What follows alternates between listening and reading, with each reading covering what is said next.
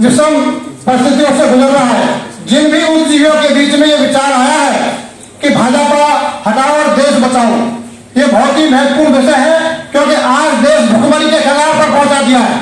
देश की गरीबी की रेखा के नीचे जीने वाले लोगों को इस स्थिति में 70 साल में जाकर के, खासतौर से 7 साल में बीजेपी ने इस बात पर पहुंचा दिया है कि लोग मेहनत करके 2 जून की रोटी नहीं जुटा सकते।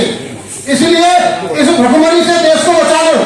मैं बहुजन समाज पार्टी का आगरा जनपद का जिला महासचिव रहा, जिला अध्यक्ष रहा, आगरा अलीगढ़ मंडल का जॉइंट कोऑर्डिनेटर रहा, लेकिन बहुजन समाज पार्टी पूर्ण रूप से सरेंडर हो चुकी है।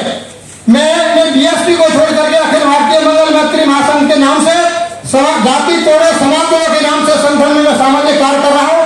मैं आप सिर्फ 2 शब्द कहने के लिए, मीडिया के लोगों से अनुरोध करने के लिए मैं यहाँ आया हूँ। ये देश हमारा और आपका है, किसी के बाप का नहीं है कि वो मनमानी कर ले।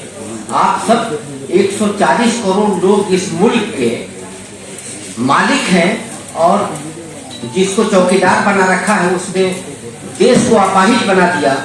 वो सबके सामने है, किसी को कुछ कहने की जरूरत नहीं है। नोटबंदी, जीएसटी और महंगाई देश के लोगों को अपाहिज बना चुका है, और ये सरकार की नीति है कि अब लोगों को आत्महत्या के लिए मजबूर कर दे। अगर ऐसे वक्त में हम लोग, मीडिया के लोग, सोशल मीडिया से, या 140 करोड़ लोग अगर हम लोग जागृत नहीं हुए, तो अब आज देश हमारे और आपके हाथ से निकल चुका है। फिर बहुत मुश्किल हो जाएगा वापस लाना। महात्मा गांधी ने अपनी सब कुछ कुर्बान कर दी थी देश को आजाद कराने के लिए, और अपने इस मुल्क को आर्थिक, राजनीतिक आजादी ली थी आर्थिक आजादी देने के लिए, लेकिन आर्थिक आजादी के बगैर आज लोगों को लूटा जा रहा है। मैं सिर्फ एक शेर महात्मा गांधी के लिए अक्सर कहता हूँ, वो कह करके मैं वापस जा रहा हूँ, और आप लोगों से आग्रह करता हूँ कि आप सब मुल्क के तामीर के लिए और मुल्क को बचाने के लिए आगे आइए। फूंक कर, महात्मा गांधी के लिए अक्सर मैं ये शेर कहा करता हूँ, फूंक कर अपने आशियाने को रोशनी बख्श दी जमाने को। जय हिंद, जय। बहुत बहुत शुक्रिया। लेकिन मेरा अपना मानना है कि हमें साइलेंट मुकाबला करने की जरूरत है।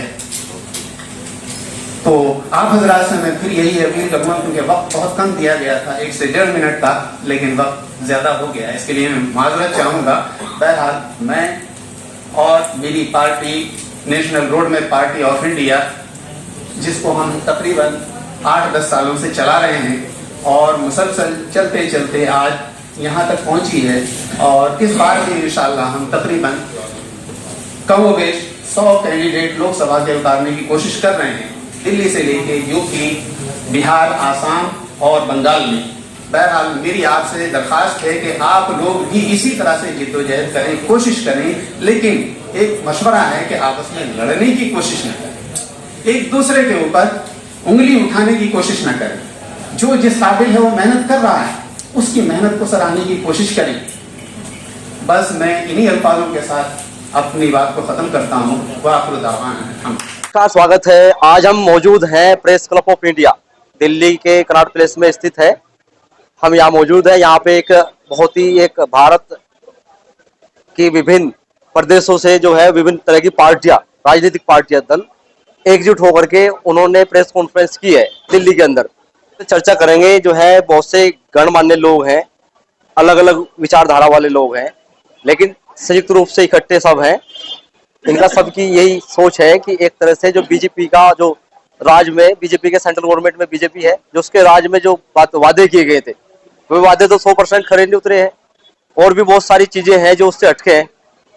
देश में जातिवाद, महंगाई, बहुत मुद्दे हैं। तो उस सब को लेकर के एक प्रोग्राम यहाँ पे किया था कि भारत जो है बीजेपी हराओ, 2024 में जो इलेक्शन होने वाले हैं उसके तहत हम जानना चाहेंगे आपसे कि भारत के अंदर जो इतनी पार्टियां हैं सब इकट्ठी हैं आज, तो उनका एक नारा है जो दुआ जी ने दिया, डॉक्टर दुआ जी ने, कि भारत बीजेपी हराओ।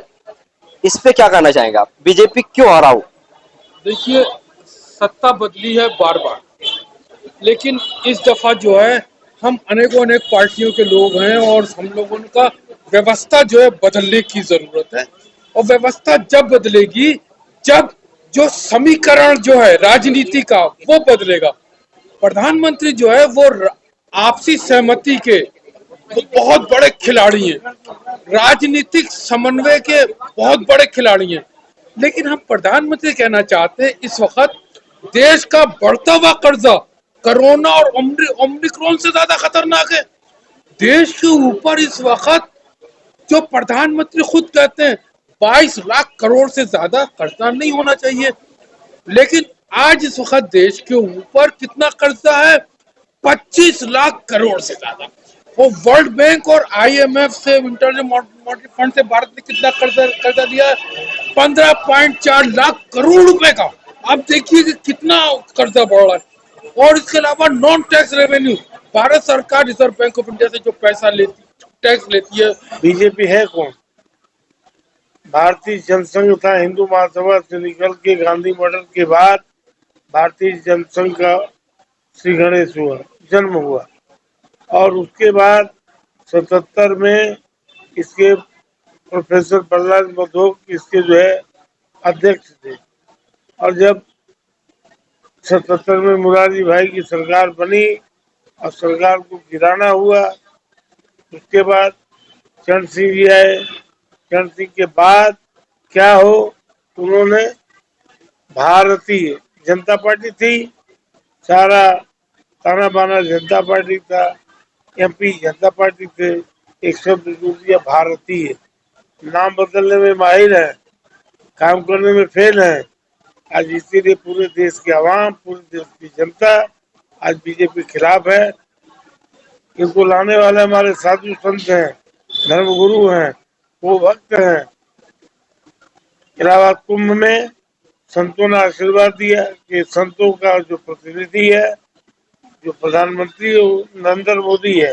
जातिवाद चलता है इलेक्शन में, जातिवाद हिंदू मुस्लिम चलता है, लेकिन हिंदू की तो क्वांटिटी ज्यादा है, मुस्लिम की कम है वोट है, तो फिर भी ये हिंदू मुस्लिम क्यों होता है? इसका रीजन क्या है? ऐसा है कि पार्टीशन के बाद जो है ये विवाद पैदा हुआ। मेरा ऐसा मानना है कि जो मैं काम कर रहा हूँ, जात पात छोड़ो, इंसानियत से नाता जोड़ो। और मैं पॉलिटिकल बात नहीं करूँगा। हर आदमी हुकूमत अपने हिसाब से करता है, हर आदमी अपने हिसाब से, अपना घर भी आप अपने हिसाब से चलाते हैं, तो वो एक मुल्क चला रहे हैं। मेरा ऐसा मानना है कि जो हमारी पुरानी सभ्यता थी, हिंदू मुस्लिम तहजीब थी, उसको तार तार ना किया जाए। आज भी वही प्लेटफॉर्म होना चाहिए। इतनी मेरी सबसे मांग है। और ये जो राजनीति जो बहुत सारी चीज़ें फ्री दी जा रही हैं, अगर फ्री देनी है, बिजली फ्री नहीं दो उनको, एजुकेशन फ्री कर दो, मेडिकल फ्री कर दो, और अदालत में, कोर्टों के अंदर इंसाफ फ्री कर दो। सिर्फ इतनी से हमारी इल्तिजा है। अपना परिचय के साथ बताएं। कहाँ मेरा से नाम आफ्ताब मियां है, मेरी अपनी एक NGO है, मैं कई संस्थाओं से जुड़ा हुआ हूँ। ठीक है, ये क्रांतिकारी थे और आज सब एक ही अलग अलग मंच के सभी लोग मौजूद हैं यहाँ पे।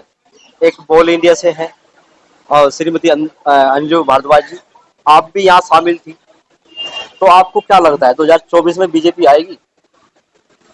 मैं किसी भी पार्टी के लिए कोई कमेंट नहीं करना चाहती हूँ, क्योंकि मैं तो एक देशभक्त इंसान हूँ और देशभक्त होने के नाते देशवासियों को आपके चैनल से एक ही मैसेज देना चाहूँगी कि एक तो जितनी भी राजनीतिक पार्टियां हैं सिर्फ धर्म का कार्ड खेलती है।